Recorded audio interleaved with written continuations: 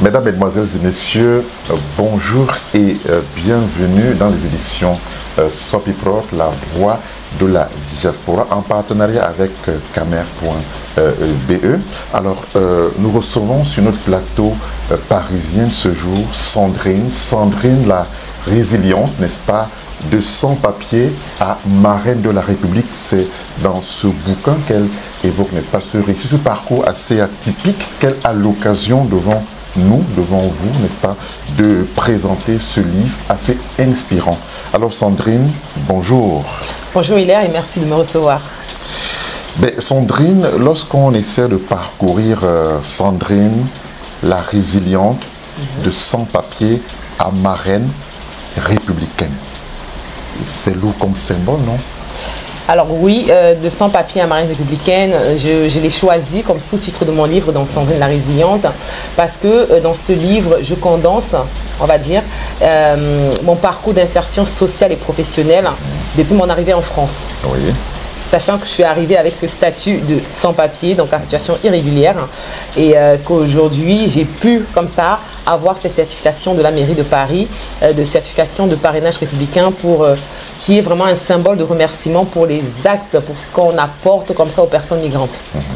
Voilà. Ben, de sans-papier à marraine la République, on a le sentiment que vous assumez complètement cet état de fait de sans-papier qui vous a caractérisé, qui vous a bercé en quelques mots à votre arrivée en France, ce que beaucoup parfois refutent.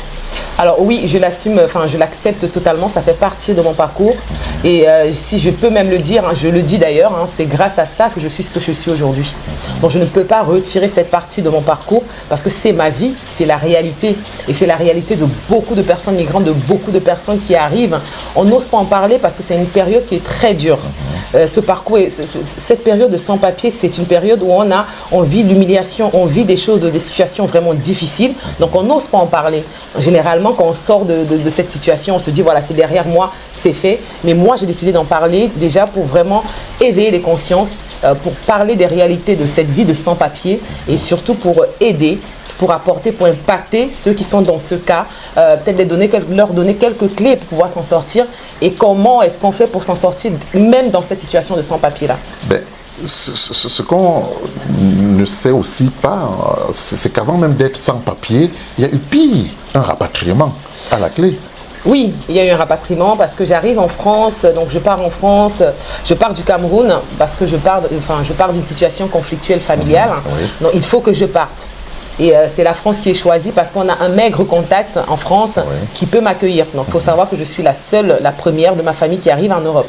On n'a personne sur le territoire européen, à l'extérieur. Donc je pars avec ce maigre contact-là. Et quand j'arrive à Charles de Gaulle, donc douche froide parce que je suis interpellée du coup par la police des frontières qui me fouille. Qu'est-ce qui fait, c'est quoi votre tête?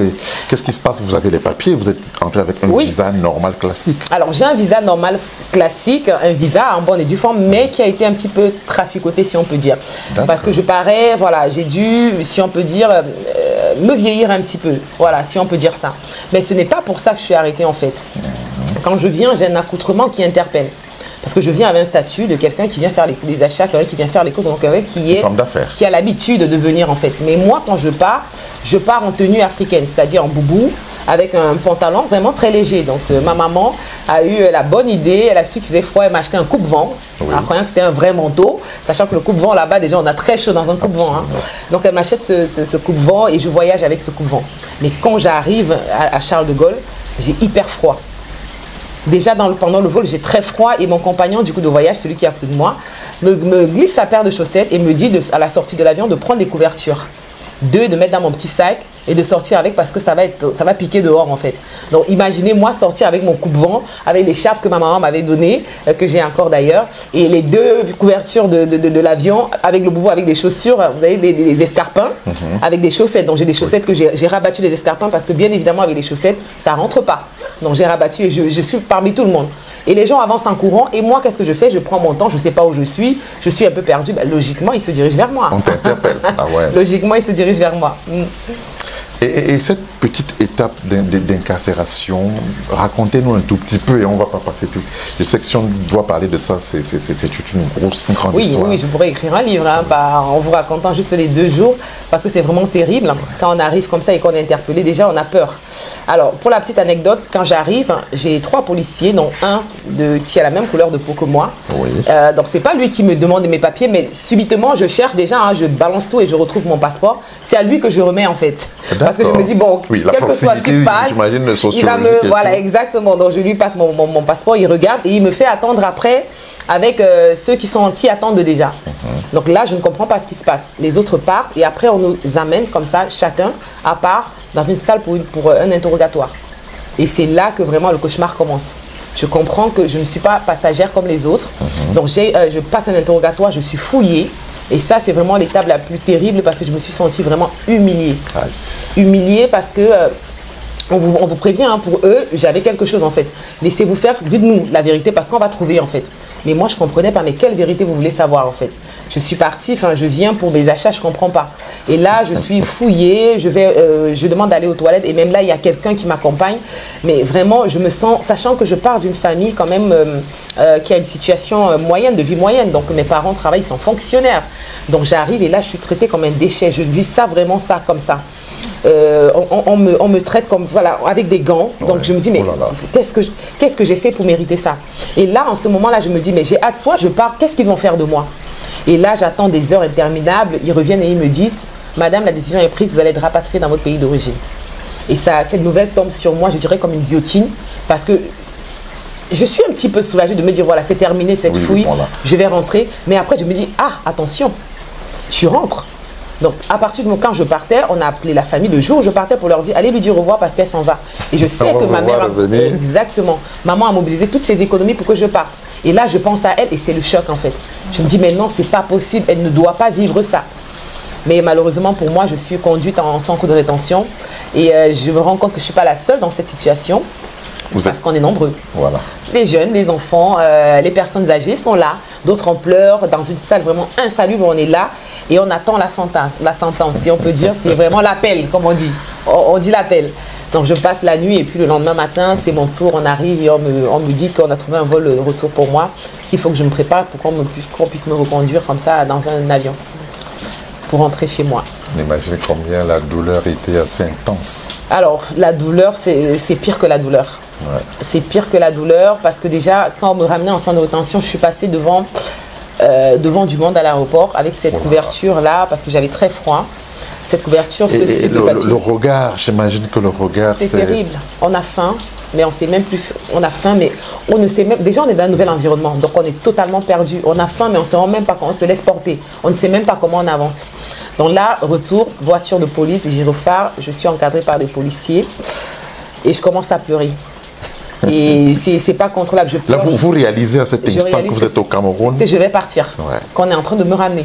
Vous ne forcez pas parce qu'il y en a qui essaient de résister. J'ai essayé de pleurer, de crier, mais ils m'ont dit soit vous vous taisez, soit on va vous attacher. Donc c'est à vous de choisir. Donc quelle que soit lambda, la décision est prise, vous repartez. Donc restez à carreau, quoi. C'est une injonction, restez à carreau. Donc on m'amène, je crie, on m'amène dans l'avion au fond du vol. Je suis bien évidemment la première à entrer dans ce vol-là. Oui, je suis au fond, les hôtesses sont là et ils m'encerclent les policiers pour vraiment, je pense que c'était pour voir si j'allais être quelqu'un qui allait se débattre ou pas, pour rester ou pas. Et les hôtesses passent, ils parlent et ils voient que je suis un peu calme à ce moment-là. Mais à un moment donné, ça pète dans la tête, en fait, si je peux dire. Et je crie, je hurle.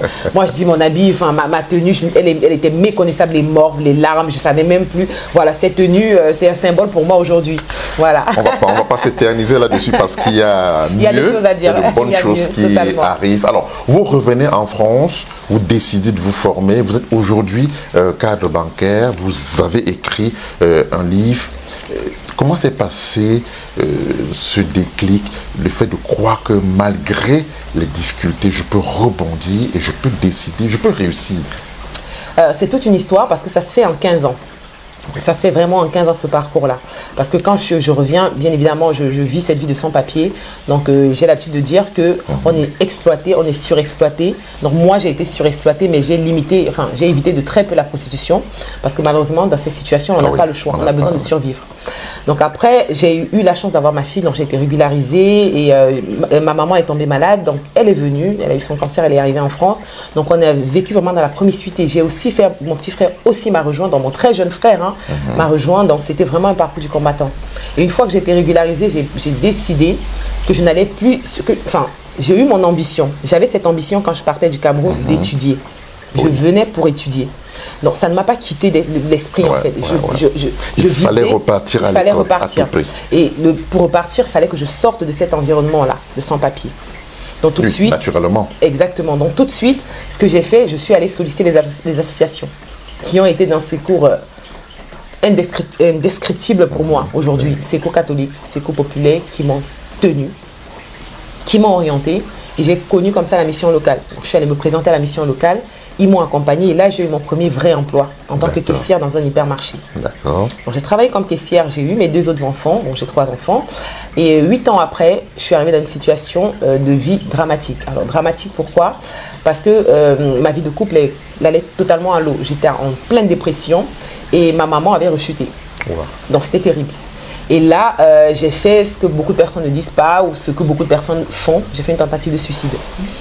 Et sortie de là par mes enfants, j'ai regardé ces yeux-là, ces 6 yeux, je me suis dit, tu pars, tu vas les laisser en fait.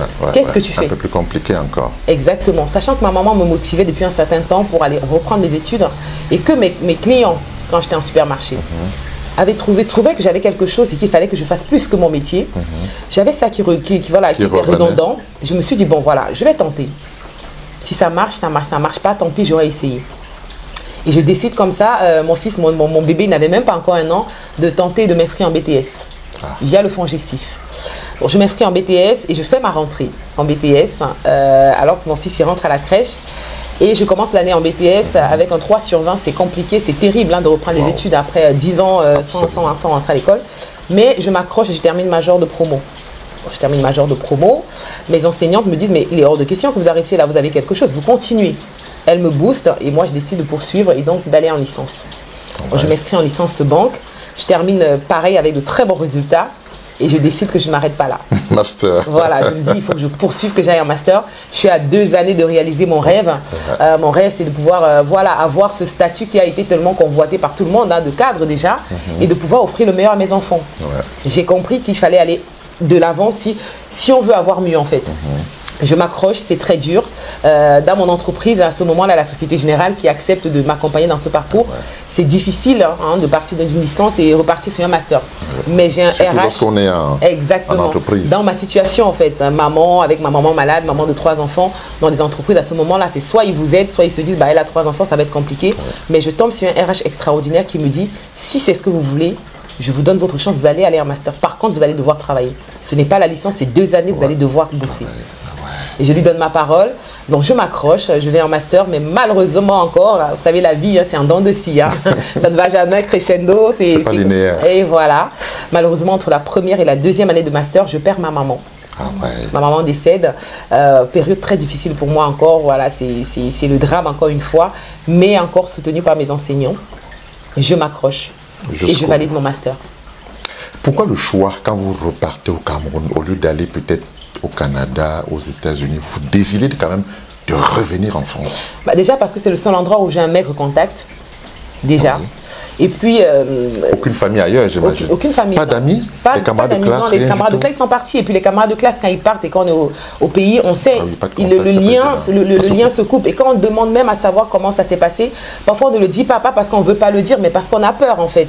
Donc du coup, on est ignorant, on ne sait pas. Moi, quand je partais par exemple, pour moi, j'allais m'inscrire, j'allais fréquenter. Je ne savais pas que mon visa ne me permettait pas d'aller en cours. Moi, j'arrive quand on me dit bienvenue au front, je dis ben non, on me dit histoire de papier, je dis non, j'ai mon passeport. Je ne sais pas qu'il faut un titre de séjour pour pouvoir vivre normalement en fait. Voilà, donc c'est pour ça que je reviens en France et que je décide comme ça de commencer mon parcours. Subitement, malgré toutes ces difficultés, vous décidez de tendre aussi la main. Oui, c'était important pour moi. C'était important parce que pendant mon parcours, si je peux dire académique, j'ai mes enseignants qui me sollicitent souvent pour venir motiver les plus jeunes qui ont du mal, ou alors des jeunes parents qui ont du mal. Et j'ai les personnes qui me voient aussi, mes anciens collègues, quand j'étais caissière, qui me disent, mais tu changes, il y a quelque chose qui se passe. Et moi, je leur dis, moi, j'ai repris mes études, en fait. Je commence comme ça, sans m'en rendre compte, à accompagner des personnes. Les voisines qui me sollicitent, les amis qui me sollicitent. Et je me rends compte qu'à chaque fois que je parle de mon histoire, ça crée le déclic, en fait. Il y a quelque chose. Et là, je prends sur moi, je me dis, à l'époque, quand j'étais bénéficiaire des associations, si j'avais rencontré quelqu'un comme moi qui était venu me dire, j'étais comme toi, mais je me suis accrochée et ça va mieux, ça aurait peut-être fait raccourcir cette période de souffrance. Et je décide d'aller voir ces associations et de leur dire que je suis disponible. S'il y a des personnes qui ont besoin d'être boostées, je suis là pour ça. Appelez-moi et je viendrai parler à ces personnes-là. Est-ce qu'il y a un réel besoin dans l'environnement de ceux qui souffrent, des Africains, de plus en plus? Il y a énormément de besoins. Parce que les accompagnements, c'était généralement dans les quartiers prioritaires, là où il y a les nôtres, si je peux dire ça. La mission locale, quand je suis allée à la mission locale, c'est celle de Bobigny. En disant, voilà, moi, la mission locale m'a aidé, moi, je veux donner de mon temps. Je veux apporter à ces jeunes. Je ne veux pas d'argent, bénévolement, je veux qu'ils entendent l'histoire. Si ça ne va pas leur parler, mais l'histoire de leurs parents va revenir, peut-être ça va les booster. Parce que dans les quartiers prioritaires, qu'est-ce qui se passe? On est enfermé dans des blocages, dans des croyances. On est noir, l'État ne veut pas de nous, on est entassés entre nous. Et pourtant, c'est chacun qui fait sa vie en fait. Personne ne va venir nous chercher. Donc moi, je me suis dit, ils ont besoin de savoir que c'est possible en fait, qu'on peut être dans les quartiers prioritaires, mais toucher le sommet. On peut partir de zéro, mais arriver quelque part. Mais ça dépend de nous. On peut crier au racisme si on veut, ça ne bougera pas les choses. C'est à nous de bouger. Raison pour laquelle j'ai vraiment décidé d'aller parler à nos parents, à nos mamans, et pour qu'elles puissent, elles, avoir un autre mindset et pouvoir parler à leurs enfants pour qu'ils puissent aller décrocher ce qu'ils ont dans la tête, leur rêve dans la tête. Et le message passe réellement? Il passe. Parce que ces personnes, ils s'identifient à vous en quelque sorte. En moi, voilà. Par exemple, quand j'allais à la mission locale, je me souviens quand j'arrivais, je ne suis pas conseillère à la mission locale. Donc quand j'arrivais, il y avait déjà une conseillère, par exemple, qui avait commencé à travailler sur, on va dire, par exemple, la thématique du CV. Ils sont en train de travailler, mais moi, j'arrive, tout de suite, ça interpelle. C'est une zone prioritaire, donc il y a beaucoup d'Africains, de jeunes Africains. Donc tout de suite, c'est pourquoi elle, qu'est-ce qu'elle vient faire en fait? Et quand je prends la parole, je dis, je ne suis pas payée, je ne suis pas conseillère. Je viens vous apporter des conseils. C'est à prendre. Si vous voulez, prenez. Mais voilà, c'est pour vous que je suis là. Donc quand j'annonçais la couleur, ça posait les téléphones et on m'écoutait. Et quand je terminais, on leur disait, qui veut être accompagné par Madame Fonsi? Tout le monde levait la main. Parce que ça leur parlait. Quand je parlais, ils se mettaient à ma place. Je leur disais, mais vous avez la chance, vous avez les papiers, vos parents sont arrivés, ils ont galéré pour vous. Vous avez le sésame dans la main. Ce n'est pas possible que vous puissiez faire autre chose que d'essayer d'avoir votre part du gâteau en fait. Avez-vous comme ça des exemples de jeunes que vous avez pu booster et qui ont pu sortir du lot? Bien sûr, j'ai 2 jeunes que j'ai accompagnés dans ce cadre-là parce que j'ai travaillé aussi avec une association qui, elle, avait des contacts des jeunes dans l'émission locale et qui nous donnait les contacts pour qu'on puisse vraiment accompagner ces jeunes-là. Donc, j'ai Célou que j'ai accompagné. Célou, c'est une situation, je parle de lui dans mon livre, c'est vraiment un jeune qui avait envie de se battre, qui avait envie, qui était venu, les parents étaient là, mais il y avait un blocus, c'était sa maman. Pourquoi? Parce que la maman, elle ne voyait pas le bien fondé de retourner à l'école. Pour elle, il fallait qu'il aille dans les agences intérim, qu'il travaille tout de suite et qu'il ramène l'argent. Parce qu'il avait plusieurs frères et sœurs, c'était l'aîné, donc il fallait qu'il ramène l'argent. Donc Célou, c'est un cas qui me parle parce qu'il a fallu aller parler à sa maman. L'appeler au téléphone, la convaincre de laisser le petit aller en contrat d'apprentissage parce que derrière, ça allait être plus grand. Ça allait avoir un impact sur ses frères et sur ses copains. Donc l'impact allait être plus puissant et son fils allait être ce qu'elle pense ne jamais être. C'était pas forcé qu'il fasse la même chose que son père. Il pouvait être chef d'entreprise. Il voulait être garagiste, mais il pouvait avoir son propre garage. Et là, le fait d'avoir travaillé comme ça sur la maman et qu'elle ait compris, ça a été pour moi un succès énorme en fait. Alors, de sans-papiers à marraine républicaine. Alors, comment être une marraine républicaine?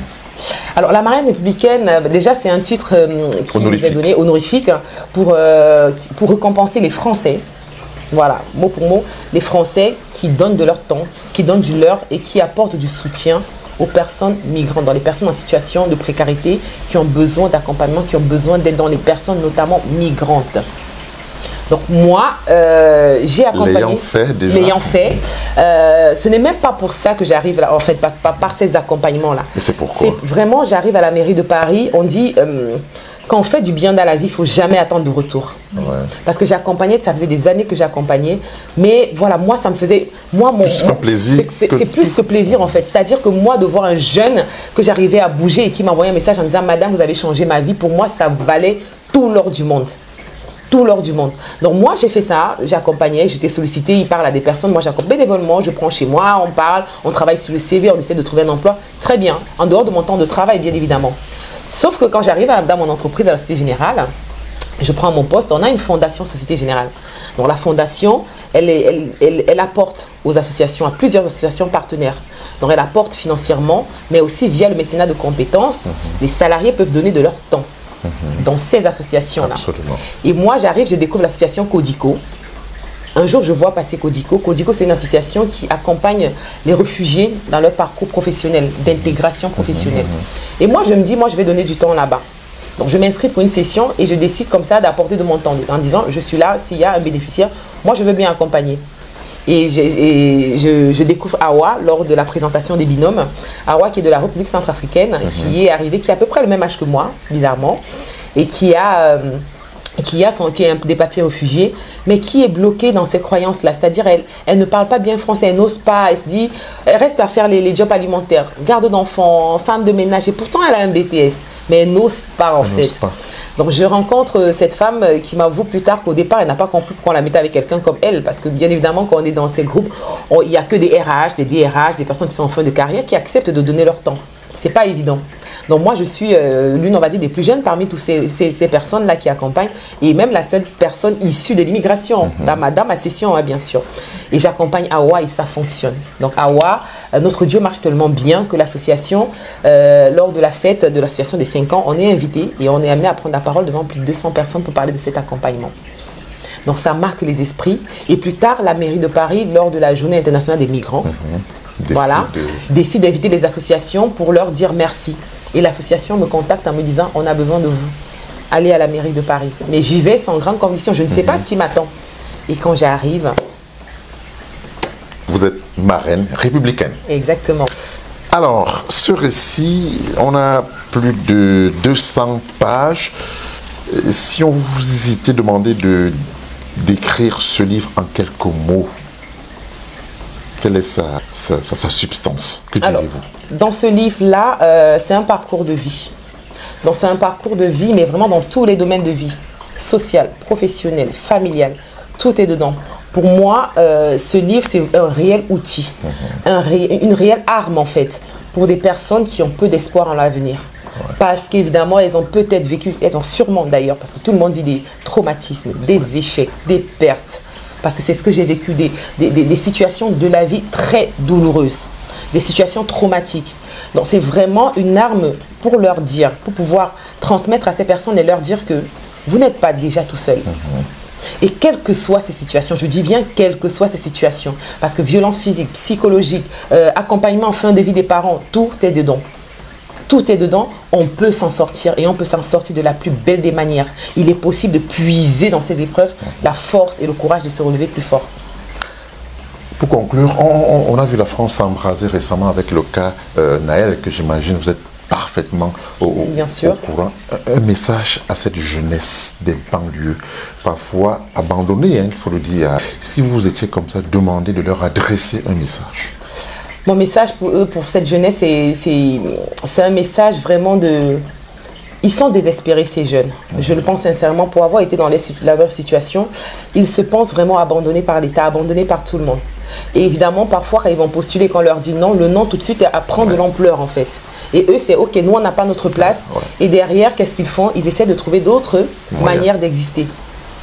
Et pourtant, il faut pouvoir s'adresser à ces jeunes, il faut comprendre ces jeunes. Parfois, l'histoire est très profonde. Ce sont des jeunes qui vivent très souvent des situations familiales dramatiques, où les parents même ont vécu des choses dramatiques et ils n'ont peut-être pas essayé de s'en sortir, ils sont résignés, les parents, tout simplement. Du coup, les jeunes essayent de s'en sortir par eux-mêmes. Et quand ils essayent, ils prennent d'autres voies. Donc, ces jeunes-là, il faut pouvoir parler à ces jeunes-là. Il faut pouvoir aller vers eux et vraiment leur faire comprendre qu'ils sont vraiment acteurs de leur vie. Ce n'est pas parce qu'il y a eu ça, parce que les parents ont vécu ça, que eux, ils sont obligés de passer par là. Ce n'est pas parce que les grands frères ont fait des conneries qui sont derrière les barreaux qu'ils sont obligés de faire ça. J'ai eu la chance d'aller en prison, en maison de rétention, parler aux jeunes. Donc vraiment, ces personnes, quand ils sont là-bas, c'est ce même message de colère en fait. De toutes les façons, nous, quand on arrive, quand il y a contrôle, c'est moi qu'on contrôle. Non, non, il faut pouvoir parler à ces personnes autrement et leur porter un message d'espoir. On ne vous a pas abandonné. Soyez acteur de votre vie. Vous ou une autre personne, quelle que soit la personne, s'il ne se donne pas les moyens, eh bien, à l'inverse, on le dit tout le temps, mais à l'inverse, que peut faire l'État face à une telle situation, selon vous? Face à une telle situation, c'est le dialogue, c'est la communication, c'est la compréhension. Parce qu'à partir du moment où ils pensent qu'ils sont rejetés, c'est le conflit en fait. C'est le conflit. Et quand on essaie d'apporter du changement autrement, c'est le conflit. Il n'y a pas de changement sans conflit. Ce n'est pas possible. Quand les grands frères leur ont dit de toutes les façons on est abandonnés, ils sont avec leur père. Ils sont bien entre eux. Mais il faut pouvoir aller peut-être trouver des grands frères, des personnes comme nous qui sont issus de l'immigration ou d'autres personnes qui s'en sont sorties, d'autres exemples, hein, parce que ces enfants-là, ils ont des exemples, hein, des rappeurs, ou alors des médecins. Dans la communauté, on a des pères qui ont réussi leur intégration, qui sont médecins, qui sont avocats, peut-être passer par ces personnes-là. Parce que ces jeunes vont pouvoir s'identifier à ces jeunes-là et pouvoir, à ces personnes-là, d'ailleurs, ces figures-là, et comprendre. Parce que le message passe parfois mieux quand c'est transmis par une personne qui comprend notre situation. Et surtout qui est passé par là. Exactement, qui comprend. C'est pas tout ce qui échoue. Hein. Exactement, donc il faudrait peut-être passer par là pour pouvoir parler à nos jeunes. Parce que ces jeunes, c'est vraiment, c'est la force, hein, la jeunesse, c'est la force de la nation. Donc, en tout cas, Sandrine, merci d'avoir accepté cette invitation. Nous devons, comme Sandrine l'a si bien dit, être acteurs de notre vie et non spectateurs, sinon d'autres vont le faire à notre place. Merci Sandrine d'avoir accepté cette invitation. Merci vraiment pour ce parcours inspirant. Peut-être un dernier mot avant qu'on ne se sépare. Alors un dernier mot, je vais adresser mon message, hein, qui est ce message d'espoir. Parce que la mission que je me suis donnée quand j'ai écrit ce livre, c'était vraiment de porter le plus loin, le plus haut et le plus fort possible mon message d'espoir. Qui est le suivant, quelles que soient les situations dramatiques que vous avez vécues, que vous vivez et que vous allez vivre. Hein, parce que comme je l'ai dit, la vie c'est en dents de scie. Il est possible de se relever.